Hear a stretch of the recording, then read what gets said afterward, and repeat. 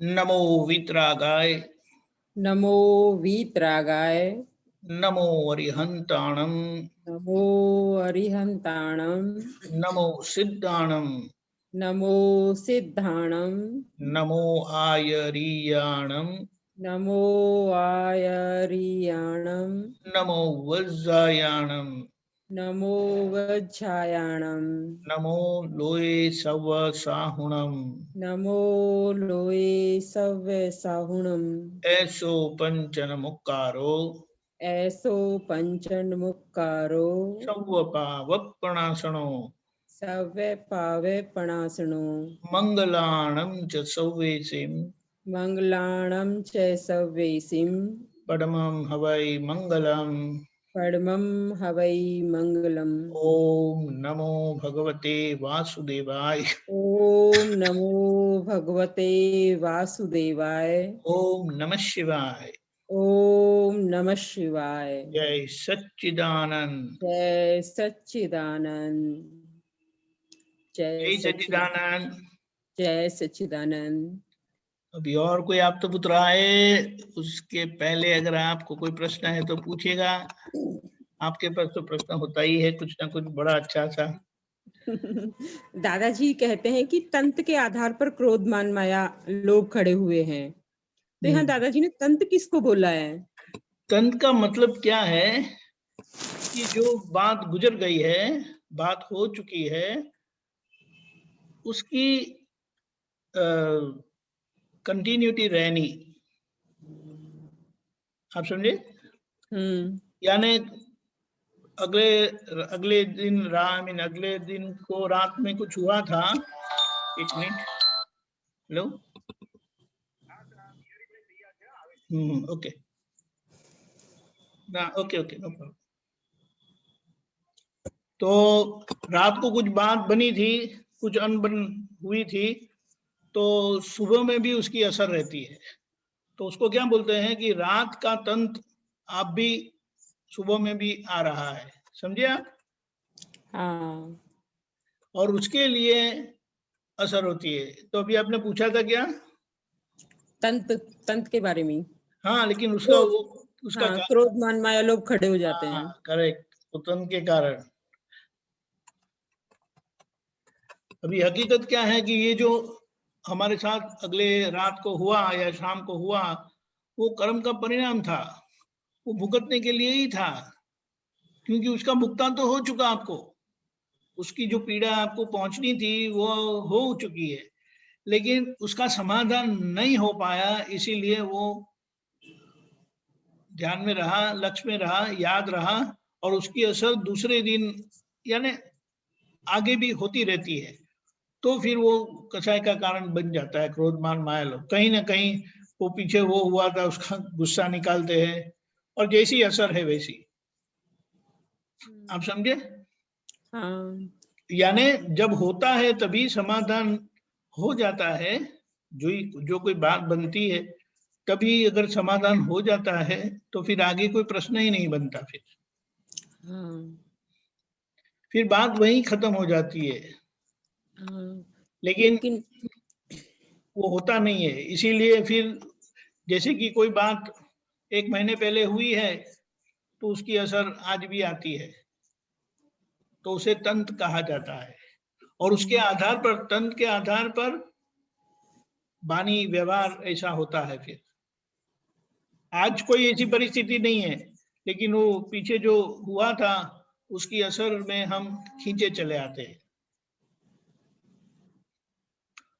जो परिस्थिति हो चुकी उसका तनाव आज भी होता है, उसके तनाव में अब रहते हैं और आपका व्यवहार ऐसा हो जाता है। हाँ, तो इसीलिए प्रकृति। वो तीसरी नहीं, पांचवी कलम उसके लिए ही बताई गई है। तंत्रयुक्त भाषा न बोले, सीधी सरल भाषा बोलने के लिए मैं प्रार्थना करता हूँ, वाणी बोलने की शक्ति दे, ऐसा करके। हाँ, लेकिन हम स्वाध्याय और सत्संग के परिचय से हट जाएंगे, थोड़ा सा भी यदि रहा तो फिर वो वापस से वापस वो जागृति आ सकती है। अजागृति आ जाती है। हाँ, क्योंकि क्या है कि आप परिचय में रहेंगे तो आपका लक्ष्य रहेगा। वरना हाँ। आपको कोई याद दिलाएगा ना तो आपको पता चलेगा हाँ हाँ हाँ ये सब मेरे हिसाब है, जो भुगतान करते हैं उन्हीं की गलती है, आप बोलेंगे। लेकिन सत्संग का परिचय होगा तो आपको बिना बिना बताए आपको याद आएगा, लक्ष्य में आएगा, हाँ बात सही है, बिल्कुल किसी को याद करवाना नहीं पड़ेगा। और आप बोलेंगे भी हाँ बताए बताए बात सही है, ऐसा कर। दादाजी ने एक बात और कही थी कि ये जगत अज्ञान के आधार से खड़ा हुआ है। उसका मतलब क्या है? हम्म, अज्ञान यानी खुद कौन है वो जानते नहीं है, और हम्म, आज जो हमारे जीवन की जो परिस्थितियां हैं जिसमें से हमें गुजरना पड़ता है, वो उसका कारण आगे सर्जन हो चुका है। आज तो केवल उसका परिणाम आता है, लेकिन आज अज्ञान होने के कारण उनको समाधान मिलता नहीं है, और समाधान न मिलने के कारण आज नया बीज पड़ता है कर्म का, और इसीलिए अज्ञान से नया कर्म बनता रहता है, नए कर्म बनते रहते हैं, और ये विश्व ऐसे ही चलता रहता है अज्ञानता के कारण। हम्म। मना दादाजी बोलते हैं कि यदि विजन में है कि मैं कौन हूँ, तो बाकी सारा भाग तो प्रकृति का ही रहता है ना। सही है, लेकिन वो विजन में आएगा कैसे ज्ञानी पुरुष को मिले बगैर? नहीं आएगा। हाँ, तो वो बातें करेंगे लेकिन उनको हाँ, लक्ष्य रहेगा नहीं, श्रद्धा नहीं बैठेगी, तो हाँ। वो क्या बोले, हलक डोलक होते रहेंगे, हम्म, संतुलन नहीं महसूस कर पाएंगे, नहीं रह हम्म, पाएगा। तो हम्म, कभी ये बात करेंगे कभी वो बात करेंगे। यहाँ तो पूरी पूरे समाधान के साथ श्रद्धा बैठने से हमें पक्का हो जाता है कि इसमें मेरी ही गलती है, क्योंकि मुझे भुगतना पड़ा, हम्म। ये बात है। हाँ, क्योंकि कुदरत ने जो व्यवस्थित शक्ति ने जो बॉडी दी है, वो वो भुगतने का साधन ही तो है ये। एक्चुअली भुगतने का साधन बोलते हैं, लेकिन छूटने का साधन है। उसको भुगतने का अच्छा, साधन बोलने से अच्छा छूटने का साधन है। वो में छूटने का साधन। छुड़वा रही है, व्यवस्थित शक्ति हाँ, कुदरत हमें छुड़वा रही है। ये जो भुगतान में से गुजरना पड़ता है वो आगे की हुई गलती का परिणाम है। बिल्कुल वो ठीक हमें है। छुड़वाने आती है, लेकिन वो ज्ञान हमारे पास न होने के कारण हम उलझते रहते हैं, और अज्ञानता के कारण नए कर्म बन जाते हैं। हाँ, जब हम देखते हैं कि ये, यदि हम इसका तत्व से जब निर्माण देखते हैं, पूरी पूरी कुदरत का तत्व से निर्माण देखते हैं, तो फिर लगता है कि कोई किसी भी क्रिया का कोई भी करता है ही नहीं। यही बात है, किसी भी क्रिया का कोई भी इसीलिए करता है ही नहीं। इसीलिए तत्व ज्ञान वो आखिर का ज्ञान बताया ना। हाँ, ऐसे ऐसे तो स्वामी जी समझ में नहीं आता। तब तब जो दादाजी ने व्यवस्थित शक्ति को खोला है ना, तब हाँ, पूरा पूरा विजन खुला होता है, पूरा वो तो विजन। है, क्योंकि वो उनका अनुभव है ना, उन्होंने जो हाँ, व्यवस्थित वो देखा उनका है अनुभव है। वो बाकी वो बहुत हमें दिया, आज्ञा के तौर पर दिया। आज्ञा के तौर पर दिया दादाजी ने। हाँ, शॉर्ट एंड स्वीट बहुत अच्छा दिया है। नहीं, और वो आखिर का और- जवाब है जो तीर्थंकर परमात्मा के हृदय में रहता था, हाँ, जो बोला हाँ, नहीं जाता कभी भी, क्योंकि लोग हाँ। अहंकारी है तो कुछ भी गड़बड़ कर सकते हैं, इसीलिए उसका दुरुपयोग होना संभावना ज्यादा है, इसीलिए क्या दोबारा बोलना क्या? व्यवस्थित के ज्ञान का दुरुपयोग होने की संभावना विशेष होने के कारण ये बोला नहीं जाता। लेकिन दादा ने ज्ञान ऐसा दिया, और ज्ञान के बाद देने यानी अहंकार लेकर उन्होंने व्यवस्थित का ज्ञान दिया हमें आज्ञा के तौर पर। हम्म। तो स्वामी जी, तीर्थंकर भगवान के यहाँ जो हैं, तो वो माना किस किस कैटेगरी में वहां उनकी देशना को सुनते हैं, या नहीं, फाइनली कैटेगरी में सब लोग ही होते हैं। एक मिनट, हाँ? कैटेगरी में सब लोग आते हैं, लेकिन समझ में किसको आता है कि जिन्होंने ज्ञानी के पास बात को समझा है, तो वो बात को समझ लेते हैं और उनका काम हो जाता है। जय सच्चिदानंद बिहारी आनंद जी। जय सच्चिदानंद। जय सच्चिदानंद स्वामी जी। जय हाँ। सच्चिदानंद। इनका ये प्रश्न है गीता बहन का कि तीर्थंकर भगवान के पास जो मनुष्य वर्ग आता है उनके समूह शरण में, तो वो किसको लाभ होता है? सभी को लाभ होता है, ऐसा पूछ रहे हैं। सभी को लाभ होता है, जितने भी जीव होते हैं, चाहे वो तिर्यंच के होए, मनुष्य के होए, जो भी होए, सभी को लाभ होता है भगवान की सभा में। तो स्वामी जी वहाँ यहाँ जैसे माना अपन एक क्लास पास करते हैं तो वहाँ कोई 90% से पास होता है बच्चा, कोई 80 से, कोई 35% से पास होता है क्लास में। तो वहां भी उनकी जो ओम परमेष्टि भगवंत हैं, पंच परमेष्टि भगवंत हैं, अन्य है, तो उनका डिवाइडेशन कैसे है, कैसे बताया दादाजी ने? तो वो तो भीतर की जो दशा है ना, वो दशा के आधार पर वो वेद है। हाँ, वो तो भीतर की दशा के आधार पर है। दशा के आधार पर है। और भगवान की जो देशना होती है, वो देशना तो सभी जीव सुनते हैं, अपने अपने हिसाब से सबको समझ में आता है। हाँ। कोई बच्चा बैठा हो, चाहे प्राणी बैठा हो, चाहे साधु साथी बैठा हो, जो भी जीव, सभी जीव उनके संबोधन में होता है। तो हर एक को अपने अपनी भाषा में, अपने अपने भाव के अनुसार वो बात पहुंच जाती है। समझे? हाँ। हाँ। तो स्वामी जी यहाँ पर भी सत्संग जो उनमें जैसे ओम परमेष्टि भगवंत और पंच परमेष्टि भगवंतों की माना उनका वो किस अंदर की उससे जाते हैं, तो वहाँ डिवाइडेशन होता है कि ये ओम परमेष्टि भगवंत है, ये पंच परमेष्टि भगवंत है। ओम परमेष्टि भगवंत है वो जो होने वाले हैं, जो होने वाले हैं वो सब ओम परमेष्टि में आते हैं। और जो अभी वर्तमान में है जो जीव, वो पंच परमेष्टि में बोला जाता है। ये 5 पद में जो आने वाले हैं, 5 पद में आने वाले जो पुरुष है उसको पंच परमेष्टि बोलते हैं। और जो जीव ये 5 पद में भविष्य में आने वाले हैं उसको ओम परमेष्टि बोलते हैं। ये पंच परमेष्टि और ओम परमेष्टि सब आत्मज्ञान से होते हैं। आत्मज्ञान से, गीता बहन दास, आत्मज्ञान की दृष्टि, उसको ज्ञान की दृष्टि प्राप्त होती है, तभी ये 5 पद में आते हैं। ये पंच परमेष्टि वाला जो पद है, ओम परमेष्टि वाला पद है, वो आत्मज्ञान सहित का पद है। आपकी आवाज मुझे ही डिस्टर्ब लग रही है, आ ही रही है डिस्टर्ब।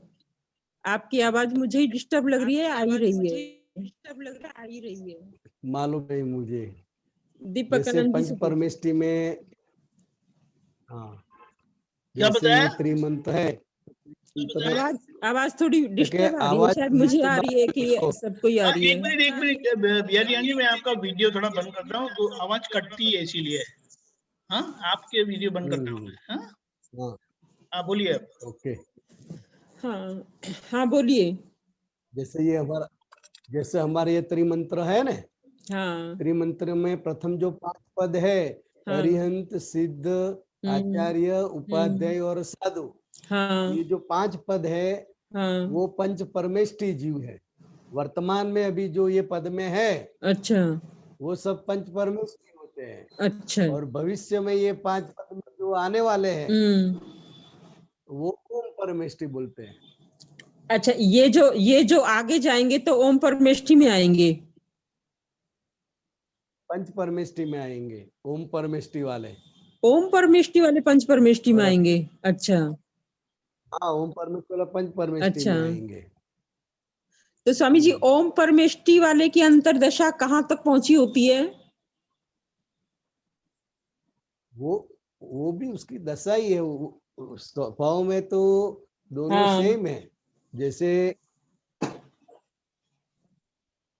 एक लड़का है जो एसएससी बोर्ड की एग्जाम हाँ। दी है, और दूसरा देने वाला है, अभी उसकी पढ़ाई चल रही हाँ। है, परीक्षा देने की बाकी हाँ। है, और एक ने एग्जाम दी है, बस इतना ही फर्क है।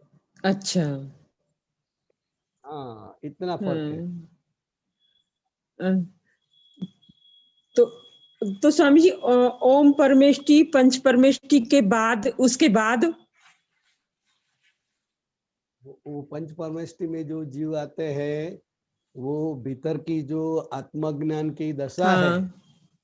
जैसे अरिहंत भगवान की जो भीतर की ज्ञान की दशा हाँ। है, और लोए सौव साहुणम हाँ। उनकी जो भीतर की दशा है, हाँ। तो जैसे 100 और 20 जैसा है। अच्छा। हाँ, जैसे अरिहंत भगवान की 100% है, हम्म। और लोए सौव साहुणम मतलब 20% है, हम्म। तो वो धीरे धीरे धीरे बढ़ेगी उनकी दशा। हाँ। हाँ, तो वो उसकी जो दशा बढ़ेगी तो 100% तरफ जाएगी। हाँ। और जो अरिहंत भगवान है, हम्म। वो कल्याण करके सिद्ध भगवान हो जाएंगे। हम्म। इस तरह पूर्ण आता है, पूर्णता की ओर जाते हैं। और सब। नीचे से ऊपर आत्मदशा बढ़ती है। अरिहंत हम्म। नमो लोए सौव साहुणम है। हम्म। ओ, तो स्वामी जी भरत क्षेत्र में ही रहते हैं उनकी देशना के लिए, डेवलपमेंट के लिए, अंतरदशा के नहीं डेवलपमेंट के लिए भरत क्षेत्र ही मिलता ये रहेगा उन्हें। नहीं नहीं नहीं जी, ये सभी क्षेत्र में, ब्रह्मांड के सभी क्षेत्र में ऐसे जीव होते हैं, ऐसे हम्म। डेवलपमेंट वाले, हाँ। जो जहाँ पर है। लेकिन भरत क्षेत्र में अभी अरिहंत की दशा में पहुंचे ऐसा कोई सुविधा नहीं है। यहाँ पर अभी वो दशा प्राप्य नहीं है हाँ। भरत क्षेत्र में। हम्म। तो वो आर्याणन तक जा सकते हैं यहाँ पर। अच्छा। यहाँ पर। हाँ, हाँ। तो हम्म। उससे आगे जाने के लिए फिर उसकी भीतर की स्थिति ऐसी हो जाती है, जिसकी वजह से वो महाविद्य क्षेत्र में अपने आप कुदरत खींच लेती है उसको। हाँ, कुदरत खींच लेगी। हाँ। हाँ, तो फिर आगे की जो दशा है वो वहां पर होगी, हम्म। पूर्णता। हाँ। यहाँ पर अभी वो सुविधा नहीं है भरत क्षेत्र हम्म। में, ये काल के हिसाब से। हाँ। बात समझ में आई? आ गई स्वामी जी। फिर स्वामी जी देवी देवताओं का वो श्रेणी कैसे विभाजित हो जाती है? देवी देवताओं की श्रेणी कहाँ से जाती है फिर? ये वो तो देवी डेवलपमेंट सिद्ध क्षेत्र का हो गया। देवी देवताओं का कहाँ से डायरेक्शन चेंज होता है? जो भी देवी देवता है, इसका मतलब क्या है कि हम्म। वो सुख भुगतने के लिए देवगति में है। हाँ। तो वो यहाँ पुण्य का उपार्जन ज्यादा किया है, हम्म। इसलिए वो सुख की भुगतान के लिए, हाँ। पुण्य के भुगतान के लिए वो देवगति में है। हाँ। और देवगति में वो पूरा करके हम्म। फिर वापस मनुष्य में आते हैं, या जो उसकी गति है इस हिसाब से वो चले जाते हैं। हाँ। मनुष्य में से ही पूर्णता की ओर प्रगति कर सकते हैं। देवी देवता के पास सिद्धि बहुत होती है, शक्तियां भी बहुत होती है, हाँ। लेकिन मोक्ष में जाने के लिए मनुष्य देह होना आवश्यक है।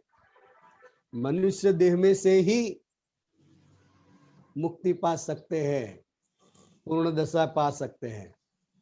इसलिए देवी देवताओं को भी वो पुण्य खपाकर फिर मनुष्य में आके आत्मज्ञान प्राप्त करके प्रगति करनी पड़ती है। तो स्वामी जी देवी देवताओं को स्वस्वरूप का ज्ञान नहीं होता है क्या? तब क्योंकि पुण्य तो वही बंधेगा ना जहाँ स्वस्वरूप का ज्ञान नहीं होगा, तभी तो पुण्य बांधेगा। का ज्ञान होता है, नहीं होता अच्छा है इसको, होता है। अच्छा वो पुण्य भुगतने के लिए वहां पर भी उसको पता चलता है सब, अच्छा स्वरूप का ज्ञान होता है, अच्छा। लेकिन वहां पर भी राग द्वेष है। जैसे हमको अभी स्वरूप ज्ञान है, फिर भी सब होता रहता है ना, हाँ। वैसे वहां पर भी होता रहता है। हम्म। ये तो जितनी गति तो है स्वामी वहाँ। जी। हाँ हाँ हाँ। बोलिए। तो स्वामी जी अभी का जो राग द्वेष होता है ना, स्वस्वरूप के ज्ञान के बाद का जो राग द्वेष होता है, वो तो डिस्चार्ज वाला भाग में ही तो आएगा वो।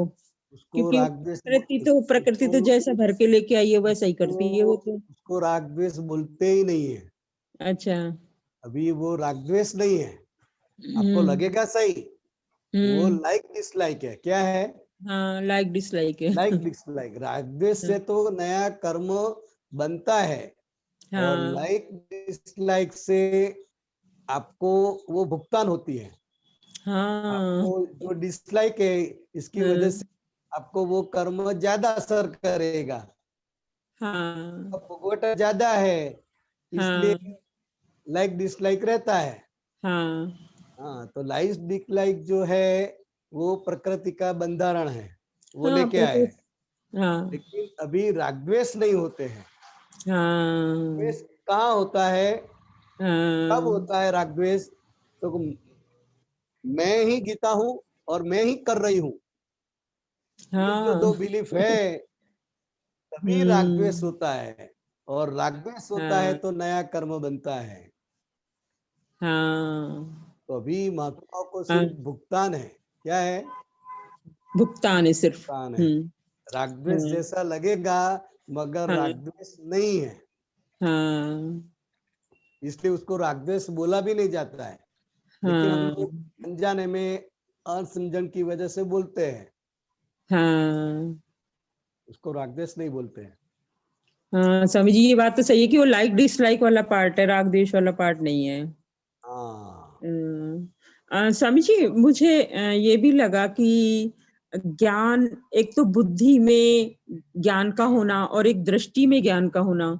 तो मुझे दृष्टि में जब ज्ञान हुआ तो कुछ अलग ही अनुभव हुआ, और बुद्धि में ज्ञान होने में अलग हुआ, उसमें जोर लगाना पड़ता था। बराबर बराबर।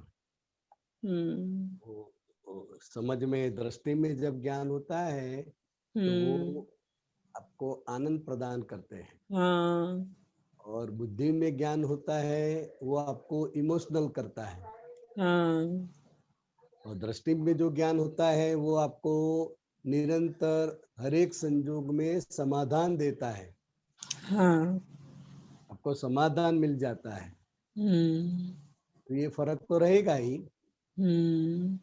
क्योंकि जो शास्त्र पढ़ के ज्ञानी हुए हैं, हाँ पढ़ पढ़ के, हाँ तो वो भी हमारे जैसे ही बात करेंगे, हाँ। लेकिन अनुभव नहीं है। और हाँ दृष्टि में जिसको ज्ञान है, उसके हाँ अनुभव है खुद का। हाँ। हम्म। तो ये फर्क तो रहेगा। तो स्वामी जी दृष्टि में ज्ञान उतरे, उसके लिए पहले तो उसी के लिए ही बहुत ज्यादा माना सत्य के और स्वाध्याय के अटैचमेंट में, और आप लोगों के अटैचमेंट में, और दादाजी की कृपा का पात्र बहुत माना उनसे, जैसे बछड़ा गाय का दूध पीता है ना, ऐसे दूध खींचता है वो।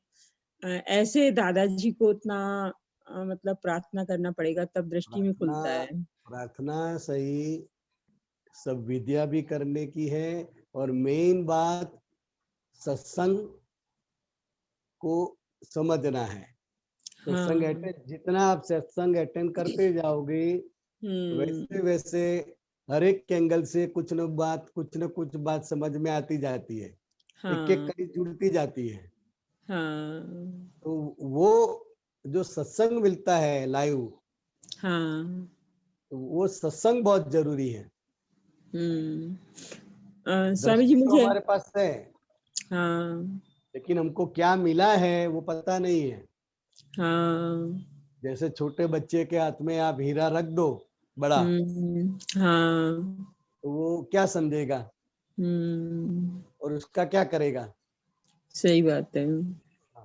तो इसी तरह आपको जो ज्ञान मिला है हाँ। वो बच्चे के हाथ में हीरा रखा जैसा है।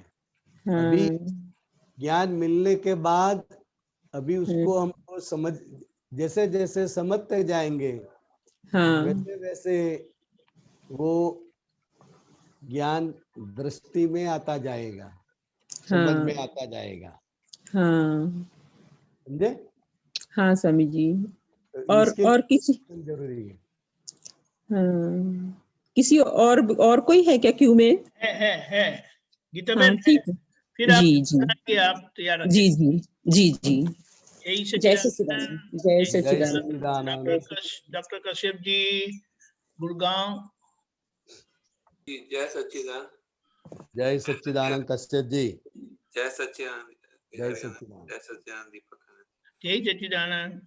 हाँ, मेरे को ये पूछना है, आपने अभी जो बताया कि राग द्वेष नहीं होता है, वो मैंने एक और वीडियो देखा था, उसमें वो बता रहे थे कि जो अडार पाप स्थानक होते हैं उसमें हम चरण विधि में पहुंचते हैं ना, विधि में अडार हाँ पाप स्थानक करीने कोई जो है वो उसके क्षमा मांगते हैं, तो उसमें तो राग द्वेष उसमें राग द्वेष भी आते हैं। आते। तो फिर उसमें फिर हम राग द्वेष अगर नहीं होते हैं तो फिर हम माफी किसकी मांगते हैं? हाँ, तो जो जो हो गए हैं अनजाने में, ये 18 पापस्थानों की जो हम बात करते हैं ना, शक्ति मांगते हैं, तो जाने अनजाने में हो जाता है या हो रहा है, हाँ, उसके लिए हम क्षमा मांगते हैं, शक्ति मांगते हैं। नहीं तो महात्माओं के लिए जो है वो मतलब वो पहले के अडार पाप वो जो राग द्वेष। हाँ, पहले पहले पहले जो जो भी हो गए अनजाने में, ज्ञान तो अभी आपने 2 साल के लिए है, पर इसके पहले जो जो भी हो गया है, गलतियां जो जो हो गई है, जो जो भी दोष हो गया है, उनके लिए ये क्षमा मांगते हैं। मतलब पिछले जन्म के भी आस में आ जाते हैं। पिछले जन्म के आ जाते हैं, वर्तमान के जन्म में भी आ जाते हैं। वर्तमान जन्म में भी बहुत कुछ करके आए हैं ना। हाँ, हाँ, तो वो सभी को हम क्षमा मांगते हैं हाँ और जी। शक्ति मांगते हैं। हाँ, दीपक आनंद जी, ये 2887 निकालिए सूत्र। स्थिरता थी चारित्र प्रगटे ने जागृति थी दर्शन ऊंचू आवे आवे। एक मिनट। हाँ, 2887 बताया ना। हाँ जी। ओके।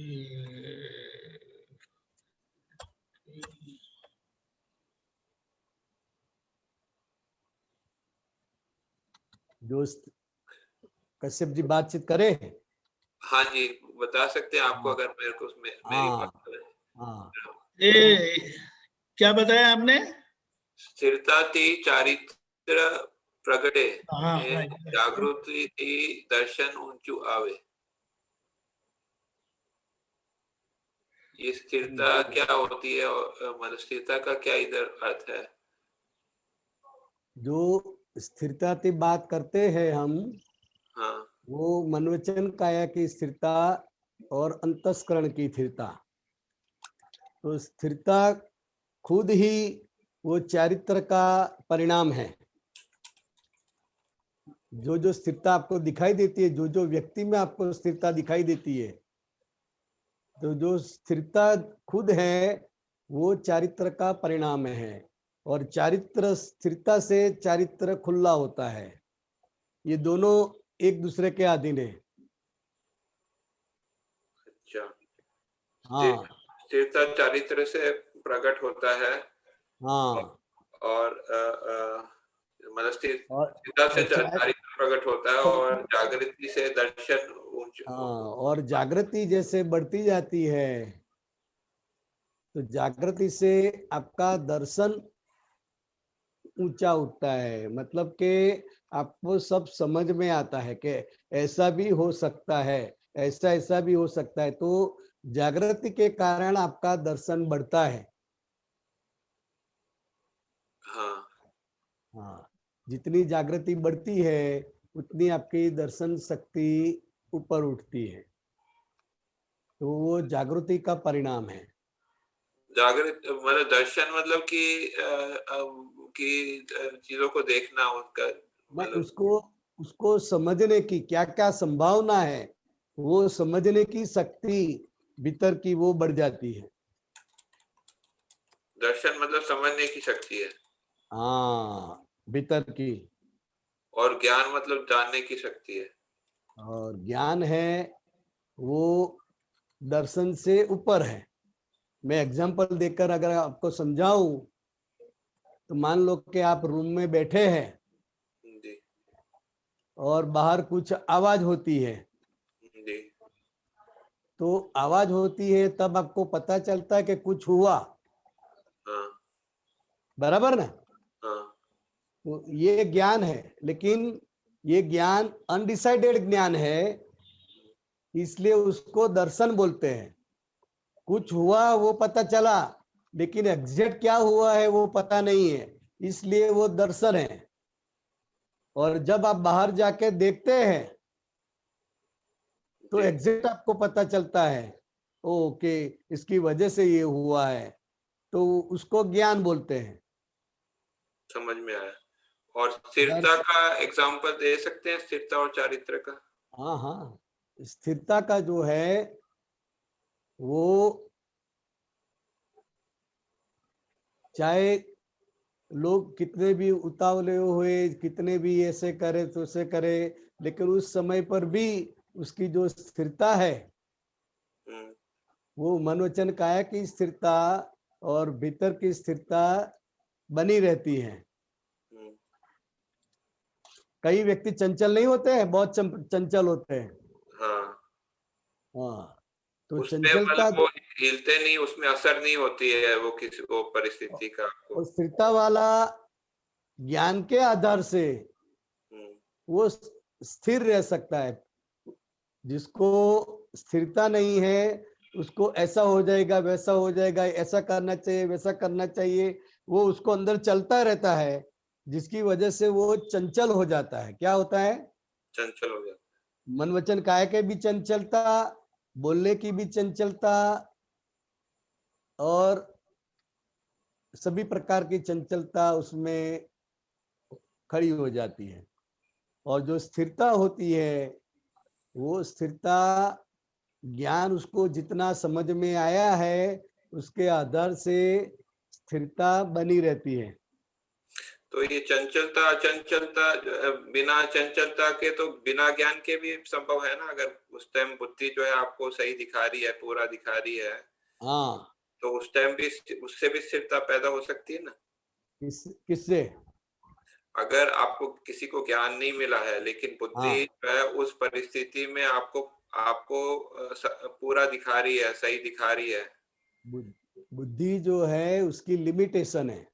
लिमिटेशन है, हाँ। हाँ, लेकिन उस परिस्थिति में अगर वो काम कर रही है सही तरह से, तो वो जो है वो फिर जो है उस टाइम स्थिरता होगी, और उस टाइम जो है वो स्थिरता रह सकती है ना? वो टाइम स्थिरता आपको लगेगी, हाँ, लेकिन भीतर की स्थिरता नहीं होती है। बाहर से स्थिर हो सकता है, लेकिन भीतर की जो स्थिरता होनी चाहिए उसके लिए ज्ञान की समझ पक्की होनी चाहिए। बुद्धि की जो शक्ति है, बुद्धि से काफी हद तक आप ज्ञान समझ सकते हैं, लेकिन ज्ञान का जो अनुभव है वो बुद्धि का विलय होने के बाद ही पूर्ण अनुभव होता है। तो यहाँ जो चारित्र बताया है वो बाह्य चारित्र बताया है कि कौन सा चारित्र? बाहर का और भीतर का, मैंने बताया ना, बाहर का और भीतर का दोनों चारित्र। अच्छा। हाँ, हम्म, और दरअसल जो चारित्र है हाँ, वो तो ज्ञाता दृष्टा जो है वो दरअसल चारित्र है। हम्म, ये जो स्थिरता वाली चारित्र वाली बात हो रही है वो बाह्य जागृति की वजह, बाह्य दिखाई देती है। नहीं, जो अंदर की जो ज्ञाता दृष्टा अगर आप बात करते हैं तो, लेकिन हाँ, ये सूत्र में जो है वो फिर दोनों एक ही हो जाएगा, जागृति फिर जो है अगर अंदर की स्थिरता मानेंगे तो वो फिर जो है फिर उसका अर्थ नहीं निकलेगा। इधर मेरे को लगता है कि बाह्य जागृति, की बात करते हैं। जागृति जो है वो ज्ञान का परिणाम है।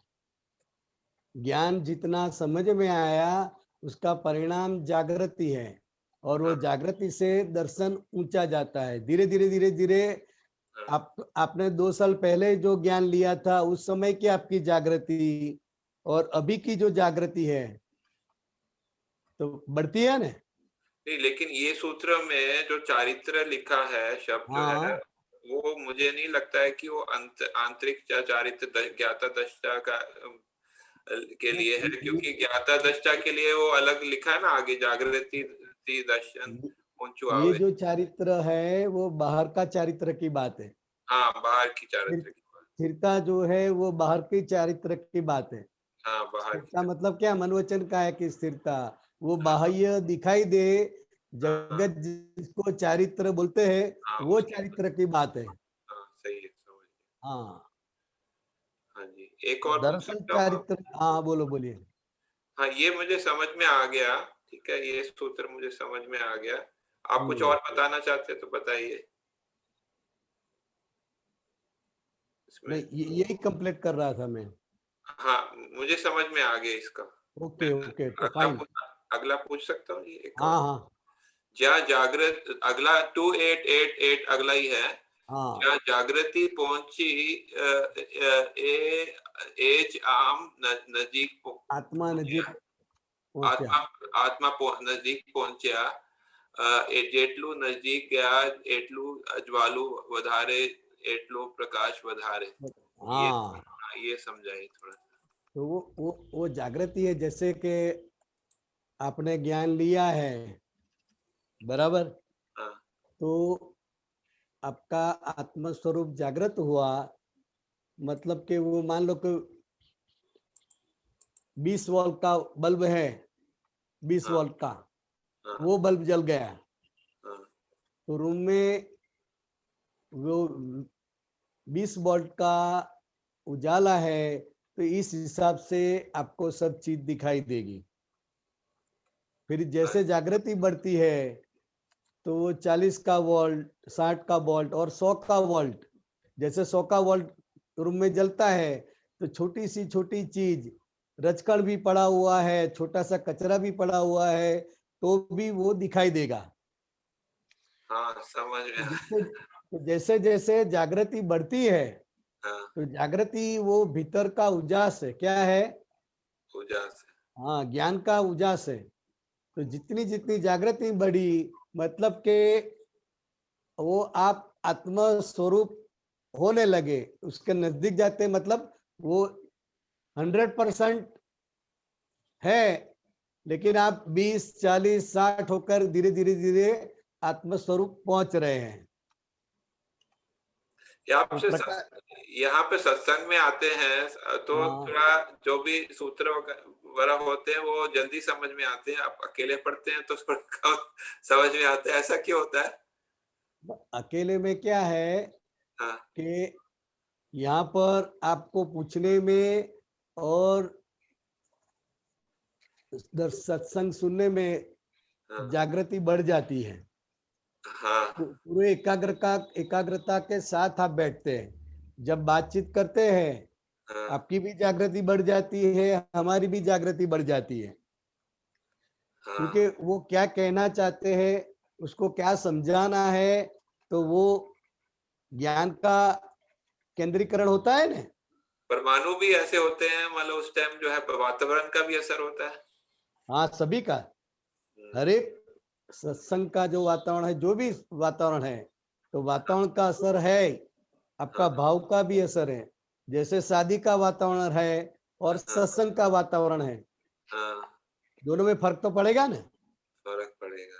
हाँ, तो वातावरण की असर रहती है, लेकिन शुद्धात्मा कि जो जागृति है वो क्या देखती है कि ये वातावरण से ये मन वचन काया और अंतस्करण पर क्या क्या असर हुई,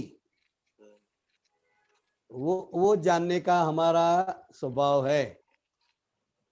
सही। ये हम जानते हैं कि जो जो असर हुई, जो जो वातावरण की असर हुई, वो असर मैं नहीं हूं, ये असर जो है वो मेरी है, मैं शुद्धात्मा हूं। हाँ, समझ गया मैं। ये मेरे को समझ में आ गए दोनों सूत्र। फिर मैं आपसे और पूछूंगा अगर जैसे समय होगा। ठीक है ओके संजोग। ओके। जय सच्चिदानंद। नीना बहन, जैसे पूना। जय सच्चिदानंद। कोटि कोटि वंदन दीपक आनंद जी, जय बिहारी आनंद जी, सच्चिदानंद। कोटि कोटि वंदन। जय सच्चिदानंद। बोलिए, बिहारी बोलिए। आनंद जी, ये पूछना है कि हूँ सूक्ष्म छू, मुझे समझना है। हाँ, तो हूँ सूक्ष्म छू मतलब वो आत्मा स्वरूप को लक्ष्य में रखते हुए आत्मा का जो स्वरूप है वो सूक्ष्म है, सूक्ष्मतम है। हाँ, और ये मन वचन काया है और अंतस्करण है, वो सब स्थूल है। ये अभी मेरा शरीर है और इसमें हाँ आत्मा सब तरफ फैली हुई है, हाँ तो इसको इस रिलेशन में सूक्ष्मतम कैसे समझेंगे? हाँ, तो कि वो उसके प्रदेश से, उसका जो प्रदेश है, प्रदेश से वो पूरे शरीर में फैली हुई है। जी वो फैली हुई है, इसलिए तो हमको सब असर होती है। जी जी अगर पीछे से कोई आपको छुएगा तो भी तुरंत असर होती है, तो वहां जी आत्मा है, जी। तुरंत ही सभी असर होती है आत्मा की हाँ। हाजिरी से। हम्म तो सूक्ष्म का मतलब क्या समझना है, हम्म क्योंकि आत्मा स्वरूप जो हमारा है वो सूक्ष्म है, उसमें और कुछ मिलावट हो नहीं सकती है। तो वो तो प्योरिटी में जाएगा। नहीं, ये समझने के लिए बात तो आपको समझानी पड़ेगी ना कि ओके। स्थूल स्थूल क्या है। तो के नीना बेन का जो मन है, हम्म अहंकार है, काया है, वाणी हम्म है, वो सब स्थूल में जाता स्थूल। है। जी स्थूल। बराबर। जी और वो जैसे ये शरीर है, हाँ। बहुत सारे परमाणु मिलने से बना हुआ है ना, जी जी बराबर। इसलिए वो स्थूल हो गया। हाँ। और स्थूल जो है वो सूक्ष्म को कभी परेशान नहीं कर सकता है, ओके। क्योंकि दोनों की जो है उसकी स्थिति दोनों, एक सूक्ष्म है एक और स्थूल है। हाँ। तो स्थूल कभी सूक्ष्म को डिस्टर्ब नहीं कर सकता है। ओके। हाँ। फिर फिर स्थूल है वो रूपी है। हाँ। रूपी मतलब के देख सकते हैं, जी दिखाई दे ऐसा। जी जी और जो सूक्ष्म है वो अरूपी है हाँ। और असंग भी है। मन वचन काया का जो संग है हाँ।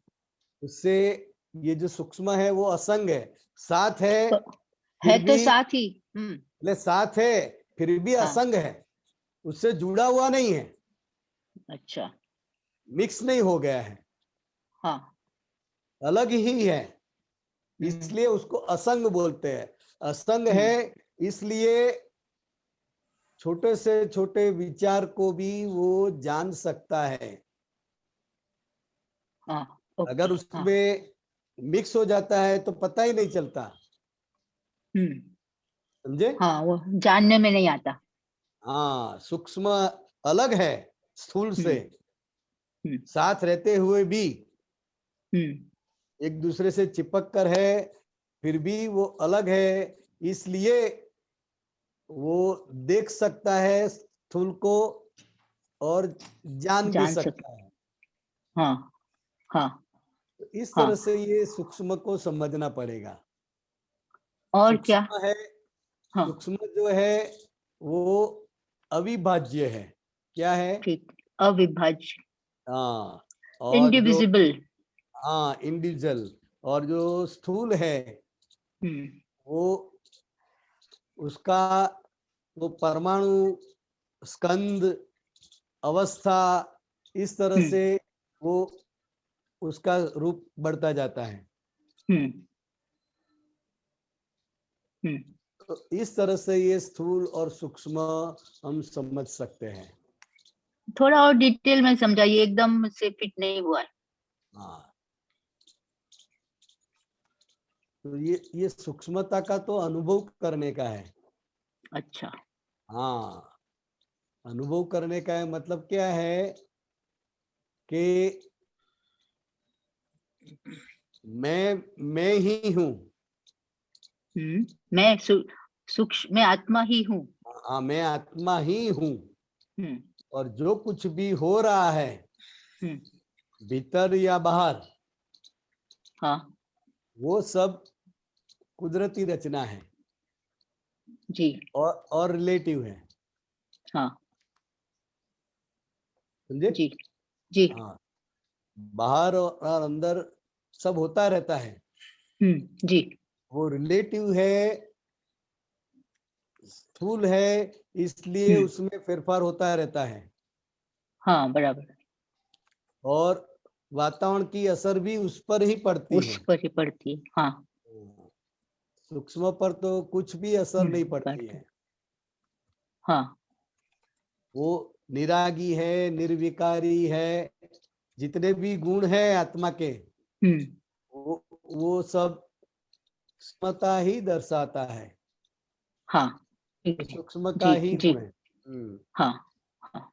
और पुद्गल का जो गुण है, स्थूल का जो गुण है, वो रूपी है और अवस्था के अधीन वो चलती रहती है।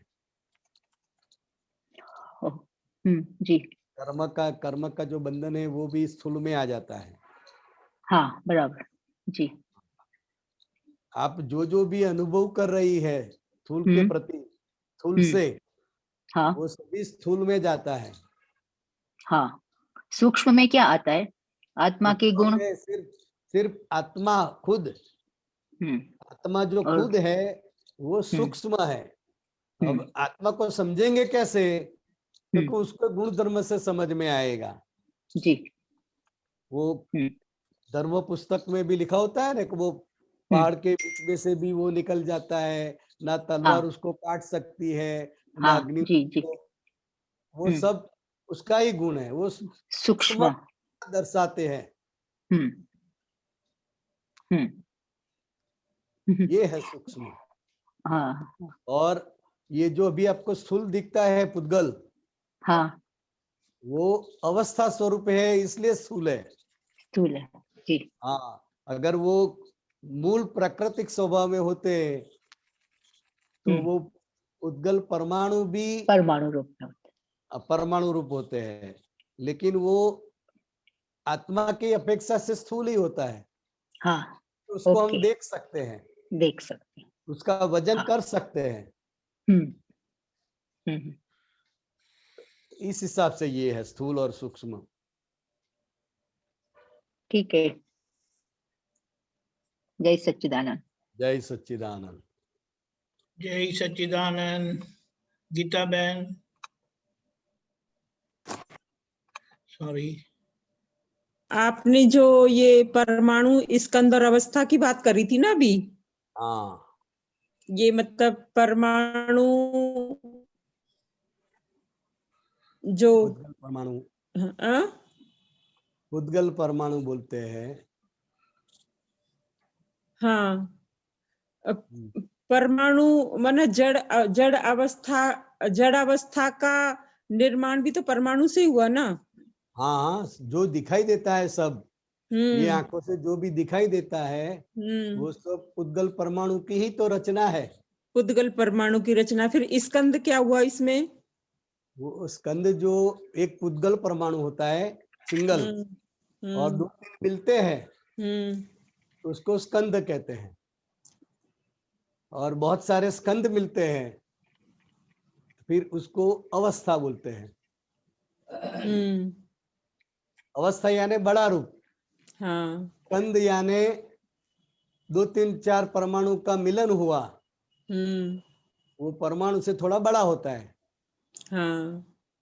उसको स्कंद बोलते हैं। फिर ये जो अवस्था में जो रूप रस गंध स्पर्श भी तो ये अवस्था के ही भाग हुए ना, अवस्था के निर्माण में सहायक भाग, और स्थूल के भाग हुए ना, ये स्थूल के लक्षण हुए, लक्षण हुए। और इसी में फिर ये रुधिर मांस मज्जा, वो सब स्थूल में आ गया, ये सब स्थूल के भाग हुए।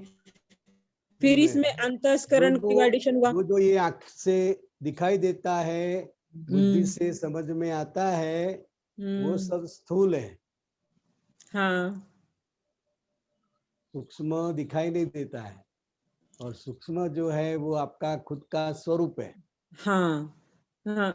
सूक्ष्म तो सूक्ष्म ही मेरा वास्तविक स्वरूप है, जिसकी हाजिरी से ये जो अन्य अवस्थाएं हैं ये कार्य करती हैं। बराबर। और इसके अंतस्करण और बाह्यकरण 2 भाग हुए इसके अवस्था के, बराबर, जिसमें मन बुद्धि चित्त अहंकार आता है, क्रोध मान माया लोभ आता क्रोध है। मान माया लोभ इसके गुण है। ये तो पूरे ही भाग प्रकृति के गुणों का भाग हो गया पूरा। बराबर। इसलिए जो विभाविक अवस्था जो आई थी चेतन की, वो इसी के कारण से आई थी कि वो इसको ही स्वयं मान बैठा, जो अन्य अवस्था का जो भाग था उसको, है ना, मान बैठा, है ना, वो गीता को ही मैं हूँ ऐसा मान बैठा, ऐसा मान बैठा। इस अवस्था को ही गीता मान बैठा, और गीता को ही मैं हूँ मैं जैसा मान बैठा। और ये जो गीता है वो विभाविक स्वरूप है, विभाविक स्वरूप है उसका। हाँ, आत्मा का विभाविक स्वरूप, हाँ। वो और गीता देन है। और ये विभाविक स्वाभाविक स्वरूप जो है वो आत्मा है, आत्मा है। हाँ। तो स्वामी जी, जन्म मरण के चक्र में इसीलिए आता रहा ना कि ये विभाविक अवस्था को ही स्वयं अपना खुद स्वरूप मान बैठा, मैं हूँ और मैंने किया ऐसा हाँ, मान लिया, इसलिए हाँ, वो बंधन में आ गया, बंधन में आ गया वो। शरीर में फंस गया है ना। हाँ, इसलिए वो इस चक्र में फंस गया जन्म मरण के में। मैं हूँ और मैंने किया। हाँ, जब ज्ञानी पुरुष आए तो उन्होंने बताया कि तू तो वो सूक्ष्म चेतन है। हाँ, बराबर। तो वो स्वाभाविक अवस्था में आ गया। तो विभाविक अवस्था में भी आना इसका बट नेचुरल था, क्योंकि वहां कोई बताने वाला ही नहीं था ना इसे। बराबर। और स्वाभाविक अवस्था में ज्ञानी पुरुष के द्वारा बताया गया। अज्ञान दशा में ये सब खड़ा हो जाता है, हाँ, और ज्ञान दशा में ये धीरे धीरे धीरे धीरे धीरे डिसॉल्व हो जाता है, समाप्त हो जाता है। बस।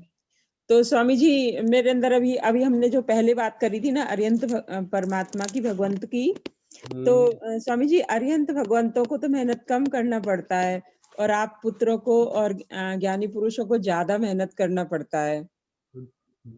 दशा भी अलग है ना। दशा अलग है ना। वो क्लास में मॉनिटर होता है, शायद टीचर से अच्छा भी पढ़ा लेवे, लेकिन टीचर तो नहीं बन सकता, टीचर तो नहीं बोल सकते ना, नहीं बोल सकते। हाँ, मॉनिटर हो सकता है कि टीचर से भी अच्छा पढ़ा लेवे, अच्छा कंट्रोल भी कर लेवे, लेकिन टीचर टीचर है और मॉनिटर मॉनिटर है। हाँ, ऐसा ही है। हाँ, फिर समझ में आया कि दादाजी अरिहंत भगवंत परमात्मा का ही प्रतिनिधित्व भरत क्षेत्र में करते हैं। नहीं, दादा भगवान की जो स्थिति है वो अरिहंत से थोड़ी नीची है, हाँ, और आचार्य से ऊपर की है।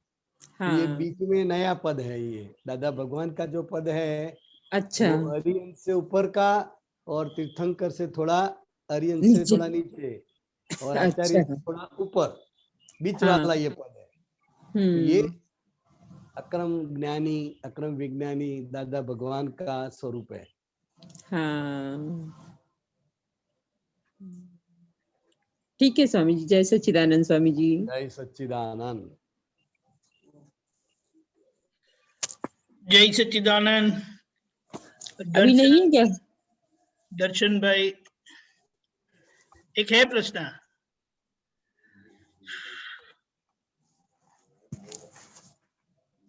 बोलिए दर्शन भाई। एक मिनट, वो आएगा स्क्रीन पे? हाँ आएगा ना, बिल्कुल।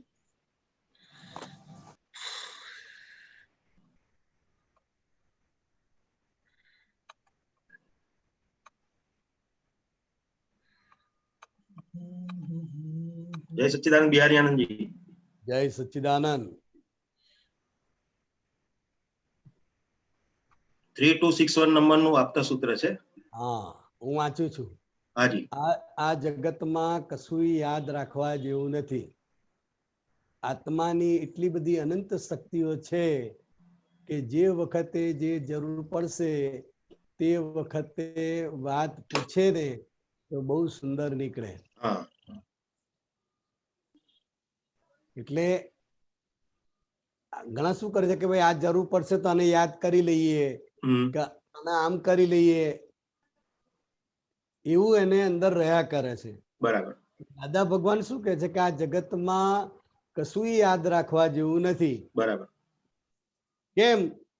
તો કે આત્માની જ એટલી બધી અનંત શક્તિઓ છે કે જે વખતે જે તમને જરૂર પડશે તે વખતે એ વાત પૂછે તો બહુ સુંદર રીતે નીકળશે।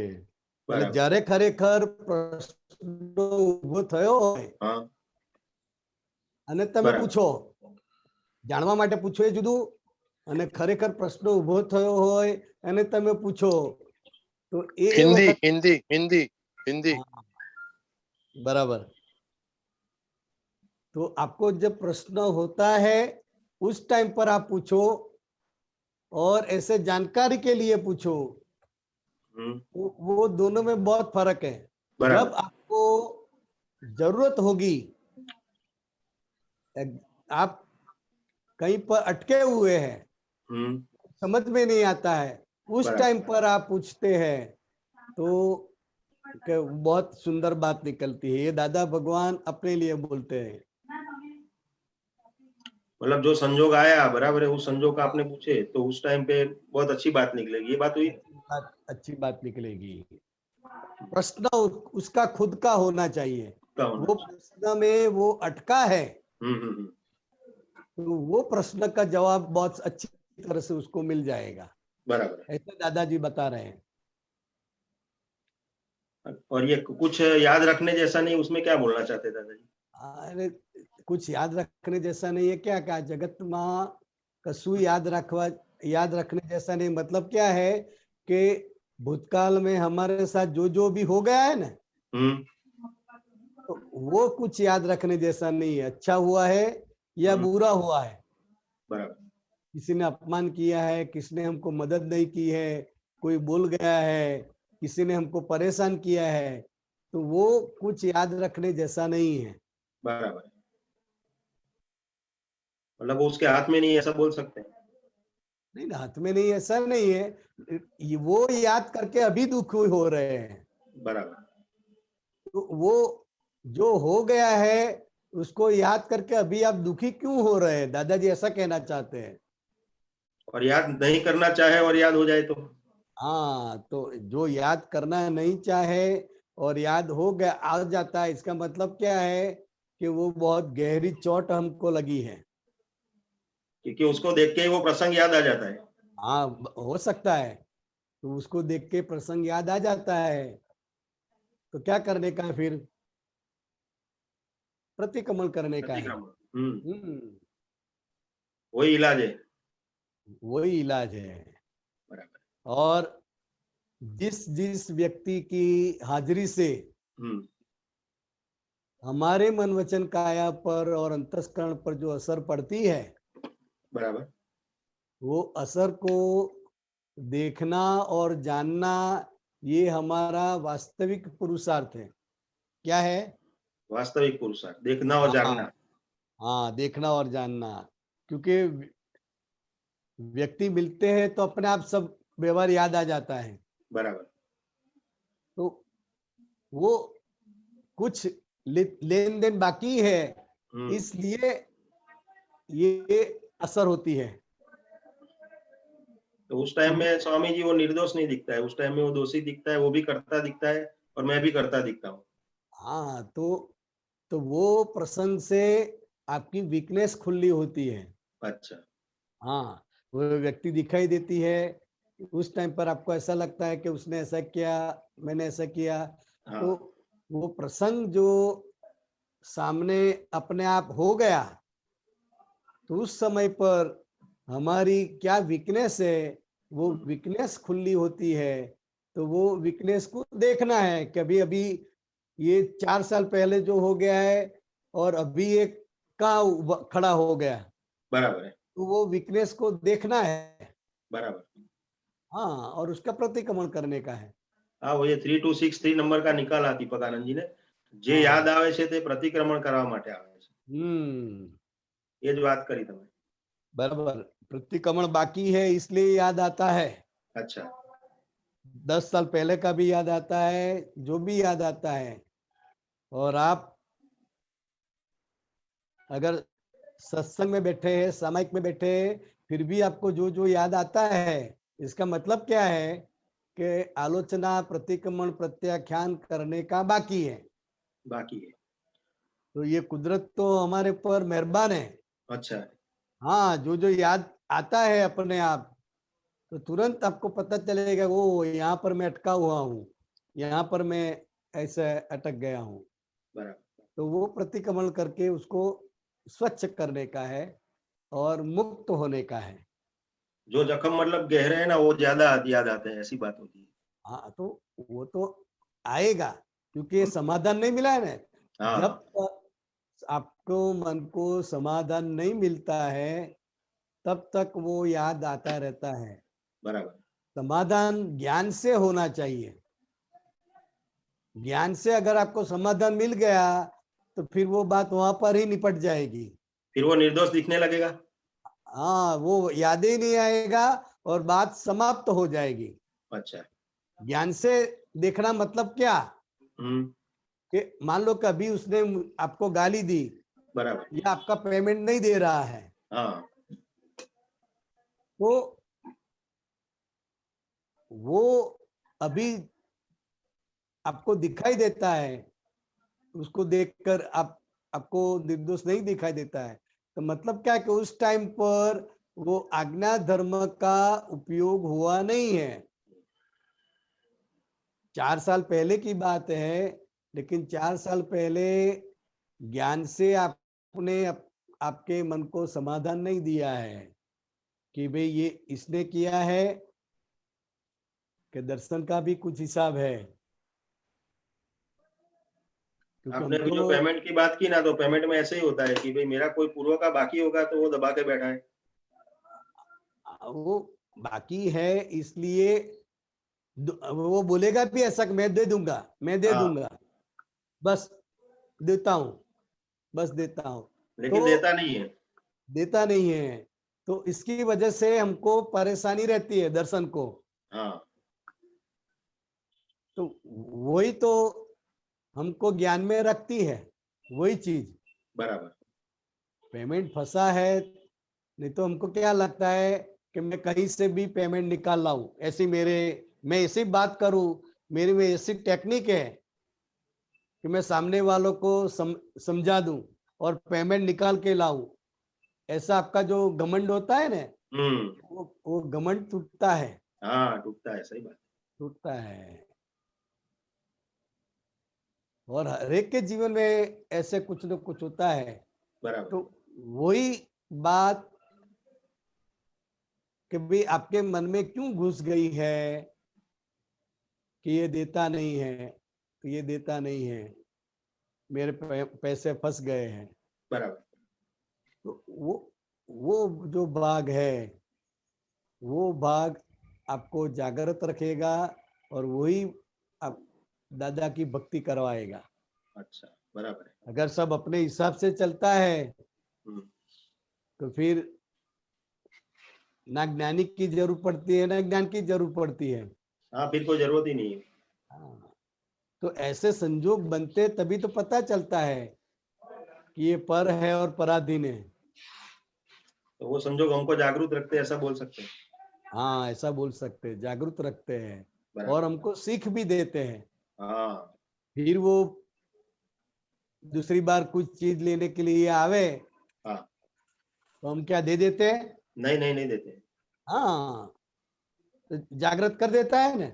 हाँ, जागरूक कर देता है। और चीज हम उसको नहीं देते ऐसा भी नहीं बोलते हैं, लेकिन आप जो मांग रहे हैं अभी नहीं है, अभी नहीं है, हाँ, अभी हाजिर में नहीं है, आने वाली है। हाजिर में नहीं है, उसको डायरेक्ट मना भी नहीं करते हैं, हाँ, डायरेक्ट मना नहीं करते। क्योंकि व्यवहार तो रखना है, हाँ, व्यवहार रखना है। लेकिन और माल नहीं देना पैसा है। भी निकालना है ना पूरा, हाँ, और माल भी नहीं देना है। पुराना पैसा भी निकालना है। हाँ, इसलिए उसको बुरा ना लगे, इसलिए जो व्यवहार कला से आप काम करते हैं बराबर। तो वो वही जो मार खाया है उसका जागृति का ये परिणाम है। समझे? हाँ, समझ गया। बहुत अच्छा। हाँ, जय सच्चिदानंद। जय सच्चिदानंद। जय सच्चिदानंद। अशोक जी, एक छोटा प्रश्न पूछेंगे आप?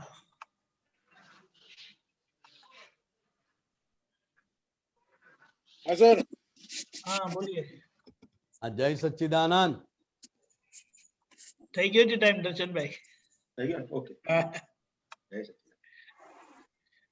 कोई भी संजोग जो हमें प्राप्त हुआ है, हाँ उसके प्रति फरियाद ना हो, हाँ इस प्रकार समाधान लाएं। हाँ, खुश न भी हो तो कोई बात नहीं, लेकिन फरियादी नहीं चाहिए। बराबर हो गया, सेंटेंस है वो। और ये नहीं, ये आप तो इसका बताओ, कहीं भी टकराव होता है तो वह हमारी ही निर्बलता है। नहीं, पहले कौन सा बताऊं? कोई पहले भी एक लो, पहले एक लो। हाँ, कोई भी संजोग जो हमें प्राप्त हुआ है, हाँ उसके प्रति फरियाद ना हो, हाँ, इस प्रकार समाधान लाएं। बराबर। तो जो भी संजोग आपको मिले हैं, जी बिजनेस के हैं, वाइफ के हैं कि घर के हैं, जी। जो भी संजोग मिला है हाँ उसमें फरियाद ना हो। जी क्योंकि फरियाद क्या बताता है कि वो अज्ञान का परिणाम है। फरियाद क्या है?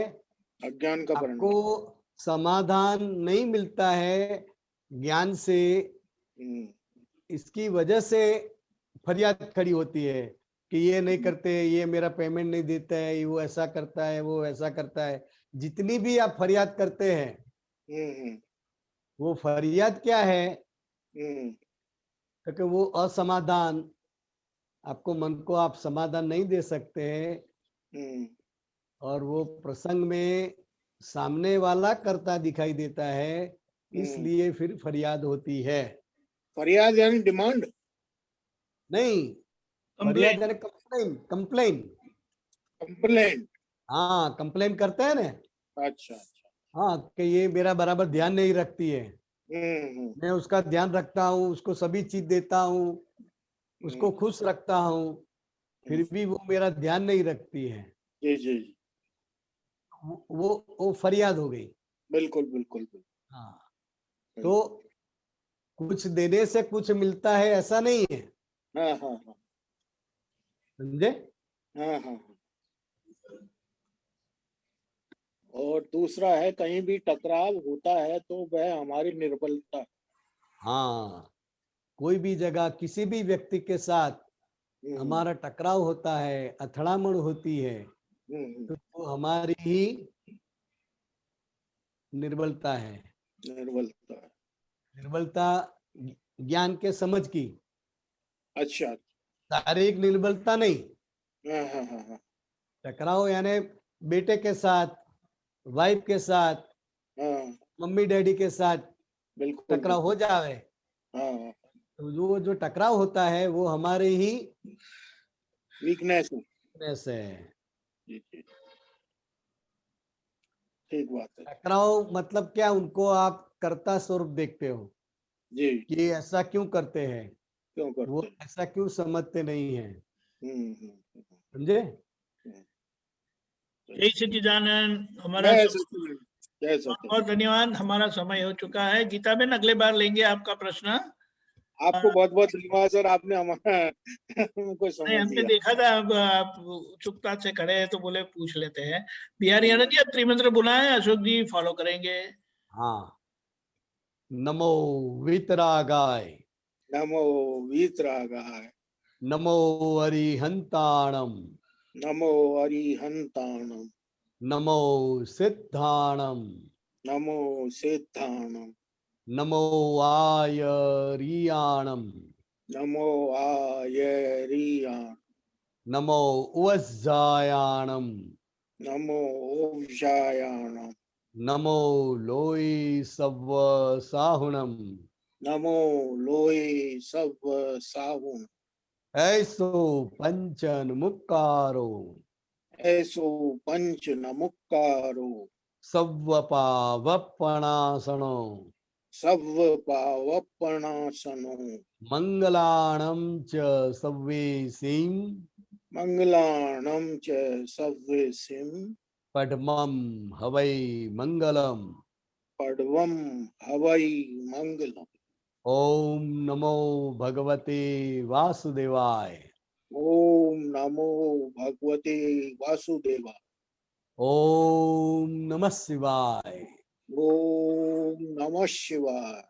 जय सच्चिदानंद। जय सच्चिदानंद।